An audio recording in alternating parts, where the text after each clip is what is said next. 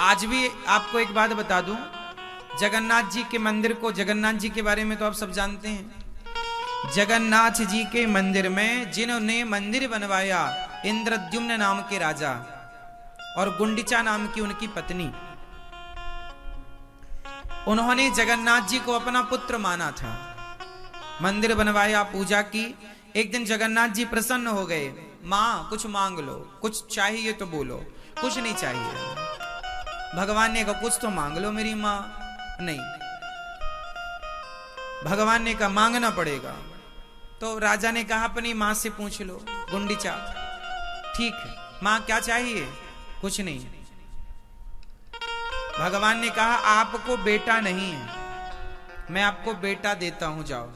रानी रोने लगी, ना प्रभु क्या कह रहे हैं, आपसे किसने कहा कि मेरा बेटा नहीं है? भगवान बोले मैं ही तो भाग्य विधाता हूं, मैं सब जानता हूं, तुम्हारे कोई बेटा नहीं है, तुम्हारे भाग्य में जन्मों तक पुत्र सुख नहीं लिखा, तुम मां नहीं बन सकती हो। गुंडिचा मां तो रोने लगी, हे जगन्नाथ जी आप कैसे भगवान हो? कैसे भगवान मतलब? आप जान ही नहीं पाए मां की ममता को। क्या हुआ? प्रभु आपने कहा कि मेरे कोई बेटा नहीं है, जबकि मेरे 3 बच्चे हैं, 3 पुत्र हैं मेरे, 2 बेटे और 1 बेटी है मेरी। भगवान अवाक रह गए, मां क्या कह रही हो? आपका कोई पुत्र नहीं है, मैंने देखा, कई जन्मों तक आपको पुत्र सुख नहीं है। भगवान जगन्नाथ जी बोले आपके बच्चे हैं, पुत्र है? हाँ। तो बताओ कौन है? तो मां गुंडिचा मां ने कहा प्रभु मेरे 2 बेटे हैं, एक बलदाऊ और एक कृष्ण। ये जो जगन्नाथ जी हैं आप मेरे ही तो पुत्र हो, और ये जो सुभद्रा है ये मेरी बेटी है।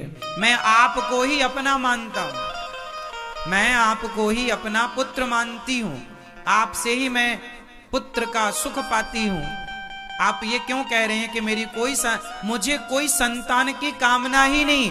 जिसकी संतान जगन्नाथ हो भला उन्हें और किसी संतान की क्या जरूरत है? जगन्नाथ जी की आंखों में आंसू आ गए। हे मां मुझे क्षमा कर दो, मैं आपके इस प्रेम, इस ममता को ना जान पाया। अच्छा मैं आपको अब वचन देता हूं कि यदि आपने मुझे पुत्र कहा है तो मैं भी आपको वचन देता हूं, मैं पुत्र धर्म सदा निभाऊंगा, सदा निभाऊंगा। और देखो आप कभी जगन्नाथ जी गए हो तो जगन्नाथ जी से मंदिर के ठीक सामने वाली जो सड़क है ना, जिससे रथ यात्रा निकलती है, वो सीधी सड़क जाती है गुंडिचा मां के मंदिर में। सीधी सामने राजा रानी का महल था। रानी रोज अपने महल से जगन्नाथ जी को देखा करती थी, क्योंकि बिल्कुल ठीक सामने है तो काफी दूरी, लगभग 1 किलोमीटर के लगभग होना चाहिए, लगभग, कुछ कम ज्यादा हो सकता है, पर है सामने, बिल्कुल दिखता है ठीक सामने। तो मां मंदिर रोज महलों से निकलती और भगवान जगन्नाथ जी को देखा करती, रोज जाया करती रथ पर बैठ करके भगवान जी का, अपने बेटे का दर्शन करने। लेकिन समय तो देखो बुढ़ापे का आता ही है, तो गुंडिचा मां बूढ़ी हो गई। अब तो इतनी बूढ़ी हो गई कि रथ पर बैठ के जाना भी कठिन हो गया, पालकी पर सवार होकर जाना भी कठिन हो गया। तब भगवान मां गुंडिचा रोने लगी, हे प्रभु अब तो मैं अभागिन में आपका दर्शन ही नहीं कर सकती, शरीर साथ नहीं देता, अब मैं आपका दर्शन कैसे करने आऊं?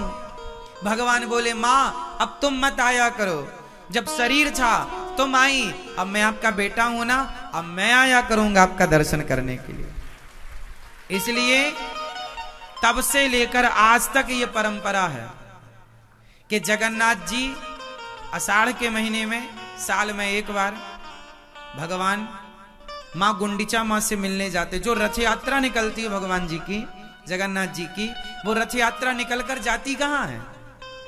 गुंडिचा मां से मिलने, अपनी मां से मिलने जाते हैं भगवान जी जगन्नाथ जी। किससे मिलने जाते हैं? मां से। वो परंपरा आज भी है। कब की है ये?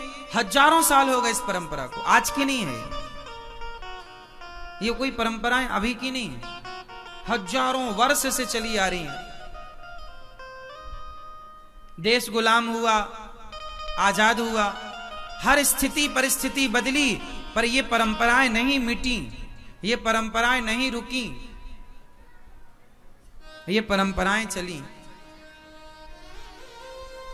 और जगन्नाथ जी की ये परंपरा आज भी चल रही, हम सब लोग अपनी आंखों से, कुछ लोगों ने देखा होगा, कुछ टीवी न्यूज़ों पर तो देखते ही हैं।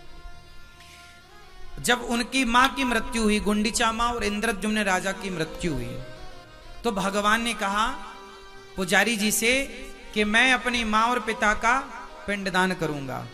आज भी श्राद्ध पक्ष ये चल रहा है, इन श्राद्ध पक्षों में आज भी भगवान जगन्नाथ जी के हाथ से वहां के पुजारी मानो इस भाव से भगवान जी स्वयं आज भी पिंडदान करते हैं अपने पिता इंद्रद्युम्न और मां गुंडीचा का। आज भी भगवान को छुपा करके पिंडदान आज भी होता है जगन्नाथ जी में, उनके नाम से, राजा रानी के लिए।